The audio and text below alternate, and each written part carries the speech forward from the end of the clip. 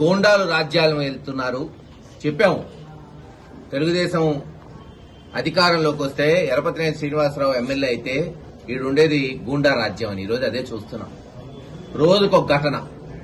ఒక దగ్గర కొట్టారని, ఒక దగ్గర చంపారని, ఒక ఊర్లో ఎస్సీల్ని ఊరు బయట వెలివేశారని, ఒక దగ్గర మైనారిటీల్ని దాడి చేశారని. ఇక నిత్యం ఇదే. అభివృద్ధి, సంక్షేమం ఏముండవు. కేవలం దాడులు చేయడానికి, ఈ రోజున భయభ్రాంతులు చేయడానికి, దోచుకోవడానికే తెలుగుదేశం వాళ్ళకి అధికారం. ఒక ఎంపీటీసీని నడి రోడ్డు మీద దాడి చేస్తే అక్కడ దాచేపల్లి సీఐ అంటే బండి మీద పడ్డా అంట. నువ్వు చూసావా? క్లియర్ కట్ గా అక్కడ రాడ్లతో కొట్టింది అంతా కనపడుతుంటే ఎస్పీ గారితో ఇప్పుడే కలిసి చెప్పొచ్చాను. డీఎస్పీ గారి దృష్టికి తీసుకెళ్లాను. తక్షణమే కేసు బుక్ చేయాలి. ఎవరైతే నిందితున్నారో వాళ్ళని అరెస్ట్ చేయాలి.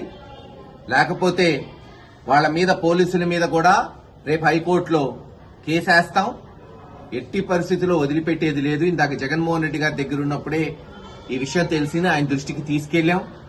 తప్పకుండా 2-3 గంటలు వేచి చూసి ఈ రోజు సాయంత్రం కల్లా కంప్లైంట్ ఇవ్వకపోతే రేపు అందరం కూడా దాచేపల్లి పోలీస్ స్టేషన్ దగ్గరికి పోయి, ఎందుకు బుక్ చేయరు?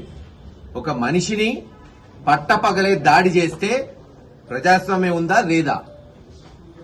క్లియర్ కట్ గా కనపడుతుంది. అసలు వచ్చి అతన్ని చూడలేదు. దెబ్బలు తగిలిన అతను చూడకుండానే బండి మీద పడ్డాడని కొంతమంది పోలీసులు అంటున్నారంట. సిగ్గుండాలి. ఇంత బహిరంగంగా దాడి జరిగితే శాంతి భద్రతలు కాపాడవలసిన పోలీసులు చెంచాగాళ్లైతే ఎలా ఉంటుందో చూస్తున్నాం. ఖచ్చితంగా ప్రైవేట్ కంప్లైంట్ లో, ఈ కంప్లైంట్ కట్టకపోతే ప్రైవేట్ కంప్లైంట్ లో ఆ స్టేషన్ ఆఫీసర్ ని కూడా చేరుస్తాం. అతనికి కూడా దీంట్లో బాధ్యత ఉందని అనుమానం కాదు, వ్యక్తం అవుతుంది కూడా నిజంగా.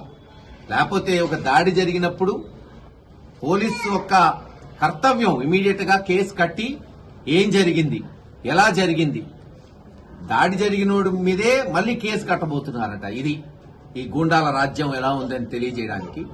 సరే, ధర్మం న్యాయం వచ్చే రోజు వస్తుంది. ఎవరైతే తప్పు చేశారో వాళ్ళకి ఇంతకు 10 రెట్లు అనుభవించే రోజు కూడా వస్తుంది. ఎవరికి శాశ్వతం కాదు ఈ అధికారం. గతంలో కూడా చూశారు, రేపు అనుభవిస్తారు. ఈసారి ఏదో చూసి చూడనట్టు అంతా మంచితనంతో పోయాడు జగన్మోహన్ రెడ్డి గారు. ఇందాక అదే చెప్పాడు. ఎవరెవరైతే అధికారులు ఉన్నారో ముందు వాళ్లనే బొక్కలు వేస్తామని చెప్పాడు. ఇందాక పిన్నెల్లోళ్ళకి, తేలుకొట్లోళ్ళకి వదిలే ప్రసక్తే లేదు. కనీస ధర్మం ఉండాలి. ఒకడిని చంపబోతే కనీసం కంప్లైంట్ కూడా తీసుకోకపోతే ఊరికి కూర్చునే రోజులు కాదు. హైకోర్టులో వేస్తాం. రేపు ఖచ్చితంగా పోలీస్ స్టేషన్ దగ్గరికి, అవసరమైతే డీఎస్పీ ఆఫీస్, ఎస్పీ ఆఫీస్ కూడా అందరం పోయి కంప్లైంట్ రిజిస్టర్ అయ్యే వరకు, అతనికి న్యాయం జరిగే వరకు మా అందరి పోరాటం.